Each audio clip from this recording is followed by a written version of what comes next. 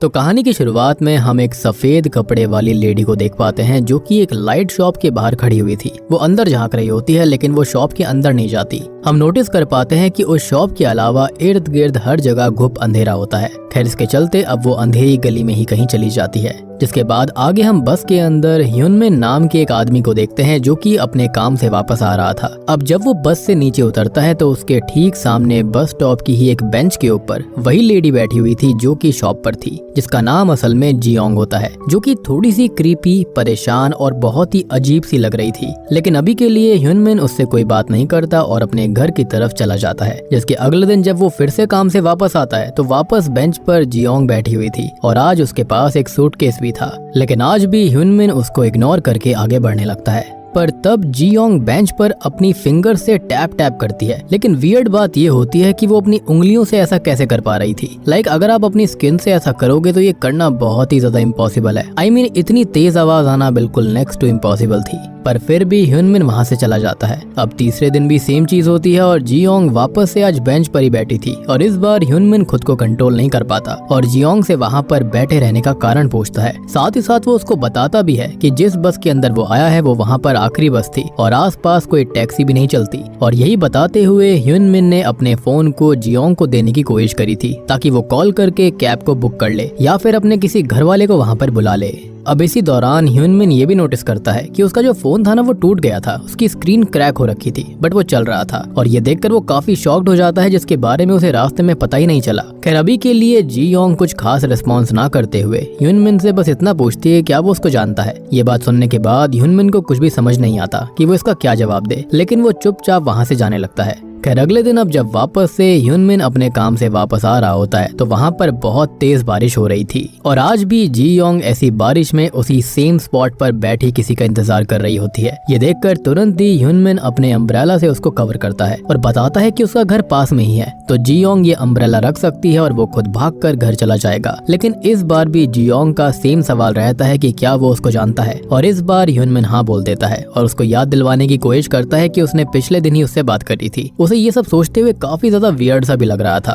अब तब जियोंग उससे वापस से एक अजीब सा सवाल करती है कि क्या वो उसको कल वापस से मिलेगा। ह्यूनमिन को तो कुछ भी समझ में नहीं आ रहा होता और इसलिए अभी वो बस जियोंग को अम्ब्रेला देने लगता है। तब जियोंग ह्यूनमिन से उसके साथ उसके घर में जाने के लिए पूछ लेती है। वो ये कहती है कि वो कल यहाँ पर नहीं मिल पाएंगे, उसके पास रात तक का ही समय है। अब ह्यूनमिन को ये थोड़ा सा ऑकवर्ड तो लग रहा था पर वो इस पर मान जाता है और दोनों एक अपार्टमेंट में 8th नंबर फ्लोर पर जाते हैं। रूम के अंदर जाने के बाद में जब ह्यूनमिन लाइट्स को ऑन करने वाला था तो अचानक से ही जियोंग ने उसको मना कर दिया ऐसा करने से, जो बहुत ही अजीब सी बात थी। खैर अभी जब जियोंग घर के अंदर आती है तो अचानक से घर का दरवाजा बंद हो जाता है, जो कि ऑटोमेटिकली हुआ था और ये सीन यहाँ पर बहुत ही ज्यादा खतरनाक था। ऐसा लग रहा था कि जैसे यहाँ पर ह्यूनमिन ने किसी स्पिरिट को इनवाइट कर लिया है। खैर अब सीन यहाँ से कट होकर यूजीन यूनिवर्सिटी हॉस्पिटल की तरफ आता है, जहाँ पर हम फर्स्ट पर्सन व्यू के जरिए आसपास के माहौल को देख पाते हैं और पास में ही काफी सारे नर्सेस भी बैठी हुई थी और सब ये चाहती थी कि उनकी हेड नर्स हियो आज उनके साथ में डिनर करने के लिए जाए, क्योंकि वो वैसे भी बहुत ही ज्यादा काम किया करती थी तो उसको थोड़ा सा ब्रेक लेना चाहिए। अब इस पर पहले तो हियो मना कर देती है, पर बाद में जब योंगजी नाम की दूसरी नर्स अभी के लिए हियो का काम संभालने की बात करती है तो वो लंच करने के लिए राजी हो जाती है। फिर जब योंगजी अकेले काम कर रही थी तभी आईसीयू के अंदर एक अननोन आदमी आता है, यानी कि ये लोग इंटेंसिव केयर यूनिट में काम किया करती थी। पर क्योंकि आईसीयू के अंदर सिर्फ स्टाफ मेंबर्स अलाउड थे या फिर वो परिजन जो कि वहाँ पर परमिशन लेकर आया करते, इसलिए योंगजी उसे वहाँ से जाने के लिए कहती है। लेकिन इस बात पर वो व्यक्ति इतना सा पूछता है कि मुर्दा घर कहाँ पर है और ये काफी ज्यादा अजीब बात थी। पर अभी योंगजी इस बारे में उस आदमी से कुछ पूछ पाती इससे पहले ही आईसीयू के अंदर एक मौजूद मरीज की हालत काफी ज्यादा खराब होने लगती है और योंगजी उसकी हालत को स्टेबल करने के लिए बाकी नर्सेस के साथ उसके पास चली जाती है और जब तक वो वापस आती है तब तक वो आदमी वहाँ से जा चुका था। खैर अब यहाँ से सीन सीधा बायांग जिन नाम के कैरेक्टर पर आता है, जो कि एक घर के अंदर ठंड से ठिठुरते हुए सोने की कोशिश कर रहा था, पर बाहर एक कुत्ते के भौंकने की वजह से वो सो नहीं पाता, इसलिए वो गुस्से में गेट पर जाकर फ्रस्ट्रेशन में चिल्लाने लगता है। और वहीं हम लाइट शॉप के अंदर वॉन योंग को देख पाते हैं, जो कि असल में उस शॉप का ओनर था। ये शॉप वही है जो कि स्टार्टिंग में हमको दिखाई गई थी, जहाँ पर वो सफेद कपड़ों वाली लड़की भी थी। यहाँ पर वियर्ड बात ये होती है कि शॉप के अंदर भी उसने सन ग्लासेस लगा कर रखे हुए थे। वो एक लाइट बल्ब को देख रहा होता है और अचानक से ही उसकी शॉप के अंदर एक कस्टमर आकर उससे लाइट बल्ब मांगता है। यहाँ पर गौर करने वाली बात ये थी कि वॉन योंग की शॉप पूरी रात खुली रहती और जब भी कोई कस्टमर उसकी शॉप के अंदर आया करता था तो वॉन योंग सबसे पहले उसके आने का पर्पस पूछा करता। वेल अभी के लिए उस कस्टमर के वहाँ पर जाने के बाद में एक डायरी को वो निकालता है जिसके अंदर उसने काफी सारे नाम लिखे हुए थे। तभी अचानक से उसकी शॉप पर वही आदमी आता है जो कि हॉस्पिटल के आईसीयू के अंदर घुस गया था। अब वॉन योंग उससे भी उसके वहाँ पर आने का पर्पस पूछता है, जिस पर वो आदमी वॉन योंग को कोई भी रिप्लाई नहीं देता और बस शॉप में लगी हुई लाइट्स को देखने के बाद वहाँ से चला जाता है। फिर बाद में वहाँ पर एक लेडी आती है जो कि नॉर्मल कस्टमर थी। वो वॉन योंग से ये भी कहती है कि दिन में उसकी शॉप किसी को भी दिखती नहीं है या फिर कोई नोटिस नहीं करता, लेकिन रात में ये काफी ज्यादा स्टैंड आउट करती है। खैर अब वो वॉन योंग से एक फ्लोरोसेंट ट्यूब लेने के बाद में वहाँ से चली जाती है। अब आगे हम इलगुआंग गर्ल्स हाई स्कूल के प्लेग्राउंड के अंदर एक लड़की को देखते हैं जो कि काफी ज्यादा क्रीपी लग रही थी और ऊपर क्लासरूम में कोई लेक्चर चल रहा होता है। यहाँ पर ये जो कहानी है ना काफी ज्यादा वियर्ड टाइप की दिखाई गई है। यहाँ पर आपको मोस्टली नाइट व्यू में ही सब कुछ दिखाया जाएगा। खैर अब क्लास के अंदर हम ह्युंजू को देख पाते हैं जो कि प्लेग्राउंड में खड़ी हुई लड़की को देखकर हैंड वेव करती है, लेकिन ऑब्वियस सी बात है कि वो उसे कोई भी हैंड वेव नहीं करती। और तभी वहाँ पर एक टीचर क्लास के अंदर अटेंडेंस लेना चालू करती है। लेकिन यहाँ पर नोटिस करने वाली बात ये होती है कि जो उसकी 3 दोस्त होती है ना, उनके नाम तो लिए जाते हैं लेकिन उसका नाम टीचर नहीं लेती, जो कि बहुत ही ज्यादा वियर्ड बात थी। खैर बाहर अभी भी थंडरिंग हो रही होती है जिससे कि सभी बच्चे काफी ज्यादा डर रहे होते हैं और तभी यहाँ पर ह्युंजू की फ्रेंड बोबे नाम की एक लड़की उस लड़की के बारे में हॉरर स्टोरी बताना चालू कर देती है जो कि यहाँ पर अकेली रहती है। वो ये भी बताती है कि ये जो बच्ची है वो स्कूल के अंदर ही रहती है और जहाँ पर भी कोई भी खाली सीट होगी वो वहीं पर आकर बैठ जाती है और बहुत ही कम लोग उसको देख पाते हैं, जिसका मतलब यही था कि वो एक हॉन्टिंग स्पिरिट थी। खैर अब ह्युंजू भी इस बात को ध्यान से सुन रही होती है और सबसे शॉकिंग बात ये थी कि उससे कोई बात नहीं कर रहा था, वो खाली सबको सुन रही होती है। खैर अब आगे स्कूल खत्म होने के बाद में जब ह्युंजू, बोबे और उसकी बाकी 2 दोस्त जो होती हैं वो घर की तरफ जा रही थी तो रास्ते में एक गली पड़ती है जिसको सभी लोग बहुत ही ज्यादा डरावनी गली माना करते थे। माना जाता था कि वहाँ पर रात में कोई भी नहीं जाता और वहाँ पर हमेशा कोई ना कोई रहता है। हर किसी को वहाँ पर किसी की आहट महसूस होती है। अब ह्युंजू को अभी उस गली से अपनी माँ के लिए कुछ सामान लेने के लिए जाना था, इसलिए बोबे और बाकी सब तो वहाँ से निकल जाते हैं लेकिन वो उसको नोटिस नहीं करते। लेकिन अब डरते हुए ह्युंजू अकेले ही उस गली में जाने लगती है। खैर अब लाइट शॉप के अंदर हम देखते हैं कि वहाँ पर ब्योंगजिन पहुँच जाता है जो कि उस कुत्ते की आवाज से परेशान होकर वहाँ पर आ गया था। उसको काफी ज्यादा सर्दी लग रही होती है और अभी वो गुस्से में उस डॉग को ढूंढने के लिए निकला था। वेल अब लाइट शॉप पर लगे हुए बल्ब को देखकर वो एक बल्ब को छूने की कोशिश करता है जिस पर ऐसा लग रहा था जैसे कि आइस क्रिस्टल्स जम रहे हों, लेकिन तभी जो वॉन योंग होता है उसका चश्मा भी जमने लगता है। वो चेंज सा हो गया था और वो ब्योंगजिन को ऐसा करने से मना करता है, जिसके बाद में वो भी वहाँ से चला जाता है। ये भी कहता है कि उसको कस्टमर से डील करना नहीं आता। खैर अब उसके वहाँ से जाने के बाद में वॉन योंग एक बल्ब को देखते हुए कुछ सोचने लग गया था। हम ये भी नोटिस कर पाते हैं कि वहाँ पर काफी अलग अलग टाइप के बल्ब्स रखे हुए थे। कुछ बल्ब बहुत ही मोटे थे, कुछ पतले थे, कुछ अजीब से थे। कुछ की रोशनी बहुत कम होती है और कुछ बल्ब्स की जो रोशनी होती है ना वो बहुत ही ज्यादा फ्लिकर टाइप की कर रही थी। खैर तभी वहाँ पर हायवॉन नाम की भी एक लेडी आती है जो कि काफी ज्यादा गीली हो रखी थी। उसके बाल बिल्कुल वेट होते हैं। वो खुद भी एक बल्ब को छूने की कोशिश करती है पर वॉन योंग अपने चश्मे को टच करता है और वो हायवॉन को वहाँ से जाने के लिए कहता है, जिसके अगले ही पल हायवॉन वहाँ से चली जाती है। अब वहीं पर ह्युंजू को ऐसा लग रहा था कि जैसे उस गली के अंदर कोई उसका पीछा कर रहा है और तब वो भागते हुए सीधा लाइट शॉप में आ जाती है। और वॉन योंग ह्युंजू को काफी अच्छे से जानता था और अभी ह्युंजू वहाँ पर एक बल्ब खरीदने के लिए आई हुई थी। तब वॉन योंग उसको एक टॉफी खाने के लिए देता है जो कि येलो कलर के रैपर में थी और उसका फ्लेवर बटर वाला था।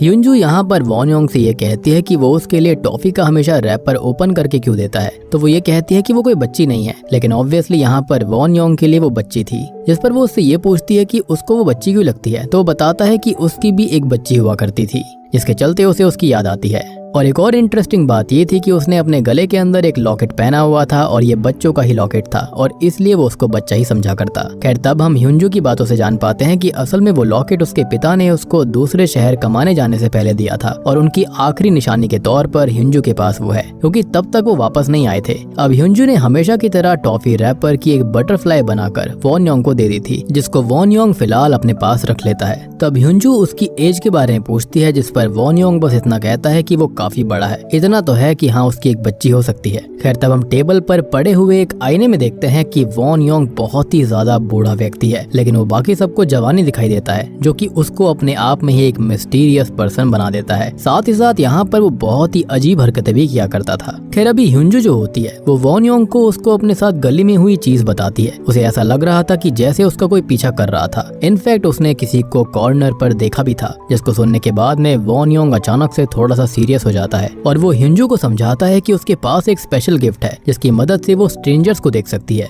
और ये वो हैं जिनको आम लोग नहीं देख सकते। वो लोग लगते तो नॉर्मल इंसानों की तरह हैं, लेकिन ध्यान से देखने पर उन्हें पहचाना जा सकता है अगर आप बहुत ही ज्यादा क्लोजली उनको देखो। अब वॉन योंग भी उनको देख सकता था। साथ ही साथ वो ह्युंजू को सजेस्ट भी करता है कि अगर अगली बार उसका एनकाउंटर किसी भी स्ट्रेंजर से हो तो वह ऐसे प्रिटेंड करे कि जैसे उसने उन्हें देखा ही नहीं है और बस वहाँ से कोई भी बहाना बनाकर निकल जाए, क्योंकि स्ट्रेंजर सच में बहुत खतरनाक होते हैं। तब वॉन योंग ह्युंजू को एक लाइट भी देता है जिसको वो आते जाते इस्तेमाल कर सकती थी, जो कि हाथ से ही रिचार्ज होकर जल जाया करती। अब ह्युंजू भी खुशी से उसको लेकर वहाँ से जाने लगती है, लेकिन हम नोटिस कर पाते हैं कि ह्युंजू के हाथों में बल्ब भी था, लेकिन हमने वॉन योंग को कभी भी उसे कोई बल्ब या फिर उसे रैपर में डालते हुए नहीं देखा था। जैसे कि स्टार्टिंग में उसने एक लेडी को और एक आदमी को बल्ब और ट्यूबलाइट पैक करके दी थी, ऐसा उसने यहाँ पर उसके लिए कभी भी नहीं किया। तो माइट भी ऐसा हो सकता है कि ये ऑफ स्क्रीन हुआ होगा, जो कि हमें किसी और एपिसोड में दिखाया जाए, लेकिन फिलहाल ये चीज बहुत ही अजीब थी कि उसके हाथ में वो बल्ब ऑटोमेटिकली कैसे आ गया था। एनीवेज अब ह्युंजू उस लाइट को लेकर वहाँ से खुशी खुशी निकल जाती है और उसके वहाँ से जाने के बाद वॉन योंग ह्युंजू की बनाई गई बटरफ्लाई को एक बॉक्स में रख लेता है, जिसके अंदर पहले से ही काफी सारे सेम रैपर्स रखे हुए थे, यानी कि ये पहली बार नहीं था जब वहाँ पर ह्युंजू आई थी। मीनवाइल हम ह्युनमिन और जी योंग को ह्युनमिन के अपार्टमेंट में देखते हैं, यानी कि 8th फ्लोर पर, जहाँ पर ह्युनमिन की नजर जब जी योंग की फिंगर्स पर पड़ती है तो वो काफी ज्यादा डर जाता है, क्योंकि जी योंग के नेल्स उसकी फिंगर्स के आगे की तरफ थे, जो कि सच में क्रीपी था, यानी कि वो भी एक स्ट्रेंजर ही है, जिसके बारे में वॉन योंग ने स्टार्टिंग में बताया था। और एक और इंटरेस्टिंग डिटेल ये है कि मैंने आपको बताया था कि वो बेंच के ऊपर बैठे बैठे अपनी फिंगर्स को टैप कर रही थी, जिससे बहुत ही तेज आवाज आ रही थी, और उसका सिंपल सा रीजन यही था कि उसके जो फिंगर नेल्स थे ना वो उल्टी तरफ थे। और ये सब आखिर हुआ कैसे था, तो इसके बारे में हमें आने वाले एपिसोड्स के अंदर पता चलेगा। खैर तभी जी योंग अपने सूटकेस को खोलती है, जिसके अंदर उसने काफी सारे टूल्स को रखा हुआ था, जिनको लेकर वो ह्युनमिन की तरफ बढ़ने लगती है। जिसके बाद सीधा सीन ह्युंजू पर आ जाता है, जो कि अपने अपार्टमेंट में आ गई थी, वो भी सेम 8th फ्लोर पर ही रहा करती। अब जब ह्युंजू अपने रूम की तरफ जा रही होती है तब वो जी योंग को उसके सूटकेस को घसीट कर ले जाते हुए नोटिस करती है, और ह्युंजू उसको गुड इवनिंग भी कहती है, जिससे कि जी योंग को समझ आ गया था कि ह्युंजू भी उसको देख सकती है, और उसके चेहरे पर एक अजीब सी मुस्कान आती है। इवन उस समय हम जी योंग के सूटकेस से खून बाहर आता हुआ नोटिस करते हैं, जिसका मतलब साफ था कि जी योंग ने ह्युनमिन के साथ बहुत ही गलत किया और सूटकेस में उसको भरकर वो ले जा रही थी। जिसके साथ ही एपिसोड 1 यहीं पर खत्म हो जाता है। दूसरे एपिसोड की शुरुआत में हम सुन हे नाम की एक लेडी को देखते हैं, जो कि असल में एक स्क्रिप्ट राइटर थी, और अभी वो रहने के लिए एक ऐसी जगह ढूंढ रही थी जहाँ पर शोर शराबा ना हो, इंडिपेंडेंट हाउस हो, नेबरहुड बिल्कुल शांत होना चाहिए, और वो फ्लैट तो बिल्कुल भी नहीं हो। अब एक एजेंट उसे घर दिखाता है जहाँ पर काफी ज्यादा शांति थी, इवन उसके आस पड़ोस में कोई भी नहीं रहता था, और उस घर के अंदर एक रूम भी था जिसको लैंडलॉर्ड खोलने से मना किया करता, क्योंकि उस रूम के अंदर कंस्ट्रक्शन का काम पूरा नहीं हुआ था, इसलिए उस घर का किराया भी काफी सस्ता था। अब सुनहे को ये थोड़ा सा अजीब तो लगता है, लेकिन वो उस घर को ले लेती है। अब उसने उस घर के अंदर सारे सामान को अरेंज कर दिया था, साथ ही साथ उसकी साफ सफाई भी कर दी थी। वहाँ पर वो अपने हिसाब से चीजों को अच्छे से रख रही होती है, पर जब वो घर के अंदर मिरर लगा रही होती है, अचानक से उसकी उंगली में चोट लग गई थी। पर तभी अचानक से उसकी नजर उसी दरवाजे पर पड़ती है जिसको लैंडलॉर्ड ने खोलने से मना करा था, और इसलिए इस एपिसोड का नाम द डोर भी है। एनीवे सुनहे को वो थोड़ा सा अजीब लग रहा था, इसलिए उसने डोर पर एक पर्दा सा लगा दिया था ताकि उसका ध्यान उस गेट पर जाए ही ना। खैर अब थोड़ी देर के बाद में हम जियोंग नाम के एक स्टूडेंट को देख पाते हैं, जो कि उसी अंधेरी गली के पास से गुजर रहा होता है। वहाँ से आगे जाने में वो बहुत ही ज्यादा डर रहा था, इसलिए वो जोर जोर से गाना गाते हुए आगे जाता है, पर चलते चलते उसे ऐसा एहसास होता है कि जैसे उसके पीछे कोई हो। इसके चलते उसका डर इतना बढ़ गया था कि वो और भी ज्यादा जोर से गाना शुरू कर देता है और भागकर आगे जाने लगता है। उसी समय सुनहे के घर के पास से वो गुजर रहा था और वो अभी अपनी स्क्रिप्टिंग का ही काम कर रही होती है, पर जियोंग की जोर से गाने की आवाज को सुनकर उसको डिस्टरबेंस होने लगती है और अब उसे उस एजेंट पर बहुत गुस्सा आ रहा होता है क्योंकि उसने उससे ये कहा था कि वो जगह सच में बहुत ही ज्यादा शांत रहती है और वो अपने काम को वहाँ बिना किसी परेशानी के कर सकती थी, लेकिन ऐसा नहीं होता। खैर वहीं जियोंग अब भागते हुए उसी लाइट शॉप के सामने पहुंच गया था, पर वो उसके अंदर नहीं जाता और आगे की तरफ बढ़ जाता है। वहीं सुनहे जब काम करते हुए सो जाती है तभी अचानक से उसके घर की लाइट चली जाती है, जो कि वैसे तो कोई ज्यादा बड़ी बात नहीं थी, पर उस समय पर हम उसके घर के बाहर एक डरावनी परछाई को नोटिस करते हैं जो कि असल में सुनहे को ही ध्यान से देख रही होती है। और अब अचानक से उसके घर के बल्ब्स के फिलामेंट्स टूट गए थे। अब अगले दिन हम वापस से जियोंग को देखते हैं जो कि सेम गली से गुजरने में और भी ज्यादा डर रहा होता है और वो वापस से उसी गाने को गाते हुए आगे बढ़ रहा था। और सबसे बड़ी बात कि यहाँ पर हमें रात के ही सारे सीन्स दिखाए जा रहे थे, हमें दिन का कोई सीन दिखाया ही नहीं गया। मीनवाइल सुनहे जो होती है वो भी अपने काम को फिर से ध्यान से कर रही होती है कि तभी वापस से उसके घर की लाइट चली जाती है। वो बहुत ही ज्यादा फ्रस्ट्रेट हो गई थी, उसे काफी अजीब लग रहा था। तब वो जाकर घर के फ्यूज को चेक करती है पर उसे कुछ भी समझ में नहीं आता। वहाँ पर जो MCBs थी वो भी बिल्कुल सही थी, लेकिन उसे ऐसा लगता है कि शायद घर पुराना होगा जिसकी वजह से ये चीजें घट रही हैं, इसलिए वो इस बात पर फिर से इतना ध्यान नहीं देती। लेकिन एज अ व्यूअर हम वापस से उसी परछाई को उसके घर के बाहर एक बार फिर से नोटिस कर पाते हैं। अब यहाँ से सीन वापस से हॉस्पिटल के अंदर आता है जहाँ पर योंग जी, हियो और बाकी सारे नर्सेस और एक डॉक्टर एक पेशेंट को देख रहे थे, पर उन्हें उसकी हालत देखकर नहीं लग रहा होता कि वो जिंदा बचेगा और जल्दी ही वो उसका लाइफ सपोर्ट सिस्टम हटाने वाले थे। अब डॉक्टर के हिसाब से पेशेंट की विल पावर पर ही डिपेंड करता था कि वो जिंदा रहना चाहता है या फिर नहीं, कि तभी अचानक से बगल में पड़ा हुआ एक पेशेंट किसी से हवा में बात करने लगता है और उससे पूछता है कि वो कौन है। और हियो के हिसाब से वो पेशेंट अल्कोहलिक था और इसी वजह से वो ऐसे बर्ताव कर रहा था, इसलिए डॉक्टर उस अल्कोहलिक पेशेंट को बाकी पेशेंट्स की भलाई के लिए दूसरी जगह पर शिफ्ट करने के बारे में सोच रहे थे। खैर अभी के लिए लाइफ सपोर्ट वाले पेशेंट के परिवार वालों को भी बताना था कि उसके बचने के चांसेस बहुत ही ज्यादा कम है, पर किसी भी नर्स की इतनी हिम्मत नहीं हो रही थी कि कोई जाकर इतनी बुरी खबर उस पेशेंट के परिवार को देगा। पर अब डॉक्टर और बाकी सभी नर्सेस जैसे तैसे हिम्मत करके बाहर जाते हैं और वहाँ पर वो जो व्यक्ति था जो कि ICU के अंदर एडमिट था, उसके ही किसी परिवार की लेडी जिनका नाम जिनहोक होता है, उसको ये बता देते हैं कि उसके बचने के काफी चांसेस कम हैं। इसको सुनने के बाद में जिनहोक जो होती है वो पूरी तरह से भड़क जाती है कि डॉक्टर्स अगर कुछ नहीं कर सकते तो और कोई क्या करेगा। लेकिन डॉक्टर्स यहाँ पर साफ समझाते हैं कि ये पेशेंट की विल पे डिपेंड करता है कि वो जीना चाहता है या फिर नहीं जीना चाहता, और उसे समझ नहीं आ रहा होता कि उसे करना क्या चाहिए। अब उस जगह पर हम बाकी पेशेंट्स के परिवार वालों को भी देखते हैं और तब हम ये बात भी जान पाते हैं कि हाल ही में ही यहाँ पर एक भयानक बस एक्सीडेंट हुआ था, वो भी ब्रिज के ऊपर, जिस वजह से काफी सारे लोग घायल हुए थे और ये सारे लोग उन्हीं लोगों के घर वाले थे। यहाँ पर कुछ की जान भी चली गई थी लेकिन कुछ कोमा के अंदर भी थे।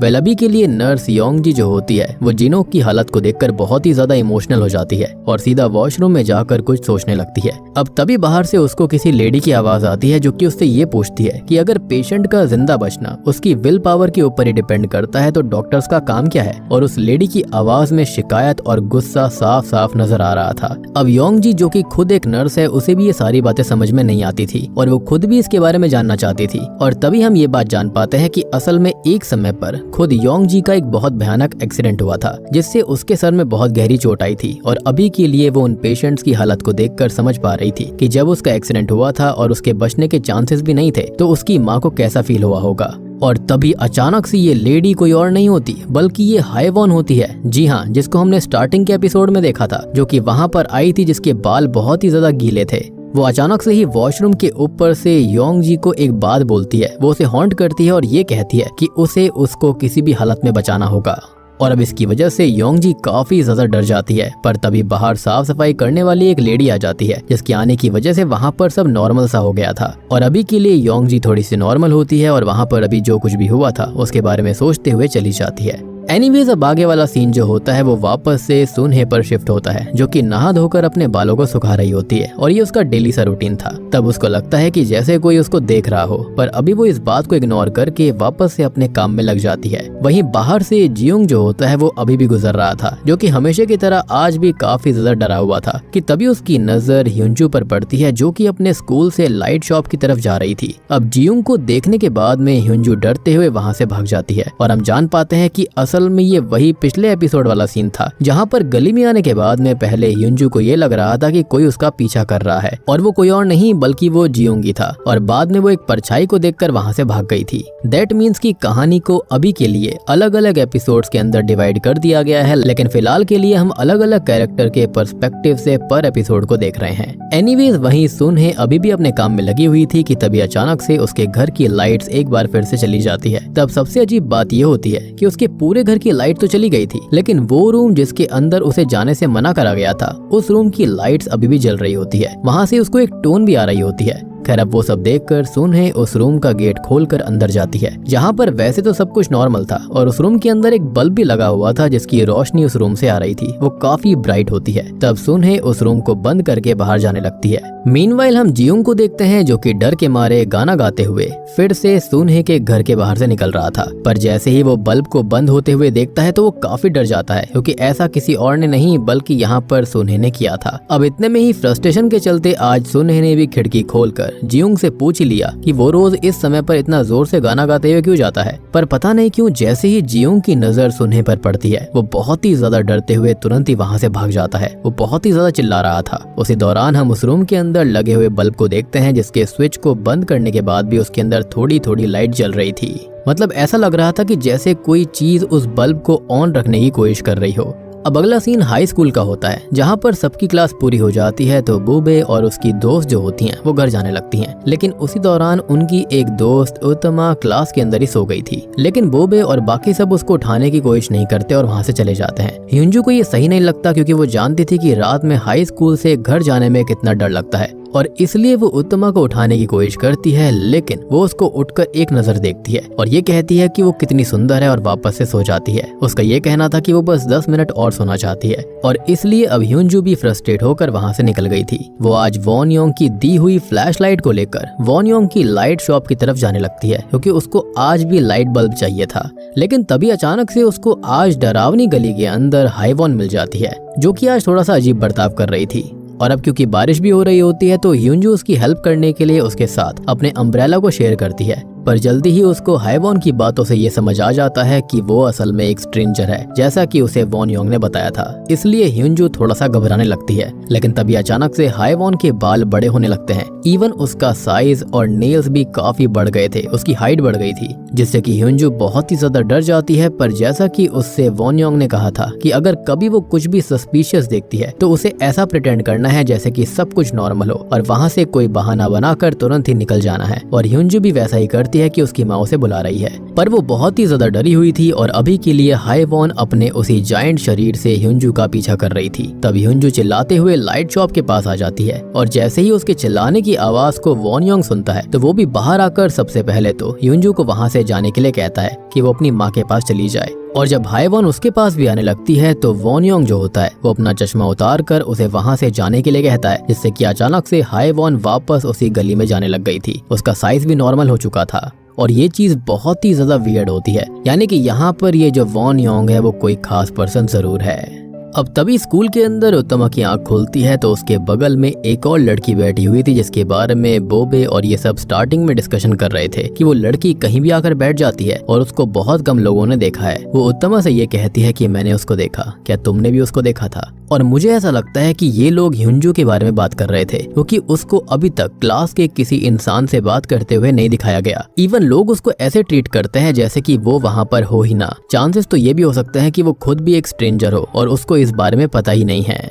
सबसे बड़ी बात कि टीचर ने अटेंडेंस लेते वक्त उसको छोड़कर उसकी बाकी 3 दोस्तों का नाम लिया था। खैर अब वहीं सुनहे जब घर के अंदर सो रही होती है तभी उसकी सीलिंग से बारिश का पानी टपकने लगता है जिससे कि उसकी नींद खुल जाती है। वहीं बाहर जियोंग अभी भी उन्हीं गलियों में था जहां पर आज उसकी मुलाकात जियोंग से होती है जो कि अपना सूटकेस लेकर जा रही थी। वो दोनों ही लाइट शॉप की तरफ जा रहे होते हैं, इसलिए जियोंग की मदद करने के लिए अपने अम्ब्रेला में उसको अपने साथ लेकर जाने लगता है। वहीं सुनहे नहाने के लिए चली गई थी कि तभी उसके ऊपर से हम किसी औरत के बाल को आते हुए देखते हैं और जब सुनहे नहा लेती है तो नीचे किसी के टूटे हुए बाल पड़े थे जो कि बहुत सारे थे, जिसको देखकर सुन्हे काफी डर जाती है। उसको समझ में आ जाता है कि वो यहाँ अकेली नहीं है। तभी उसके घर का बल्ब बंद हो जाता है और जब सुन्हे चेक करने के लिए जाती है तो अब उसके घर का दरवाजा भी अपने आप ही बंद हो गया था। सेम टाइम पर जियोंग और जियोंग उसके घर के बाहर से ही निकल रहे होते हैं कि तभी जियोंग की बातों से हम जान पाते हैं कि असल में उस दिन सुन्हे को नहीं बल्कि वो उसके पीछे खड़ी एक काली परछाई को देखकर भाग गया था। यानी कि वहाँ पर एक नहीं बल्कि दो लोग थे जो कि हाईवॉन की परछाई थी।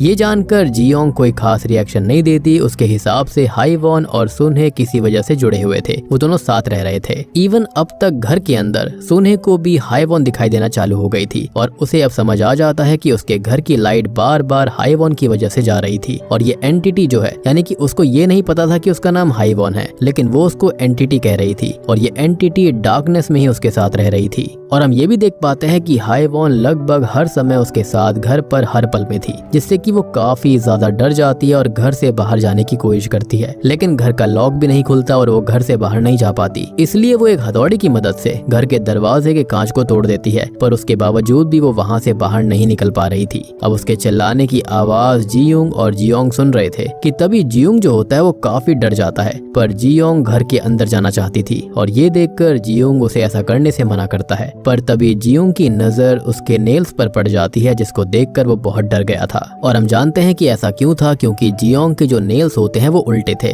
पर जियोंग उससे बस इतना कहती है कि जियोंग खुद भी उसकी ही तरह है। जैसे ही जियोंग ने ये कहा वैसे ही जियोंग के पैर बुरी तरह से टूट गए थे, पर उसके बावजूद भी वो जैसे तैसे घबराते हुए और डरते हुए वहाँ से भागने की कोशिश करता है। पर वो जितनी बार भी गली के आगे पीछे चला जाए, कैसे कुछ भी निकलने की वहाँ से कोशिश कर ले, वो बार बार सुन्हे के घर के बाहर ही आ जाया करता, जिससे कि वो बहुत ही ज्यादा डर गया था और सुन्हे के घर के बाहर ही बैठकर वो मदद के लिए रोने लगता है। घर के अंदर से सुन्हे भी मदद के लिए रो रही होती है और तब जियोंग उन दोनों पर ध्यान नहीं देती और वो अपने सूटकेस को लेकर सीधा लाइट शॉप के अंदर चली जाती है, जहां पर वॉन योंग उसके वहां पर आने का कारण पूछता है। पर जियोंग के हिसाब से पहले से वॉन योंग को पता था कि वो वहां पर क्यों आई है और उसी दौरान जियोंग के सूटकेस से खून की बूंदें भी टपक रही होती हैं। और अब वो दोनों ही इस बारे में बात कर पाते, इससे पहले ही वहां पर शॉकिंगली एक आदमी आ जाता है जो कि असल में एक डिटेक्टिव था और वो वॉन योंग से कुछ जरूरी सवाल करना चाहता था, जिसके साथ ही दूसरा एपिसोड भी यहीं पर खत्म हो जाता है।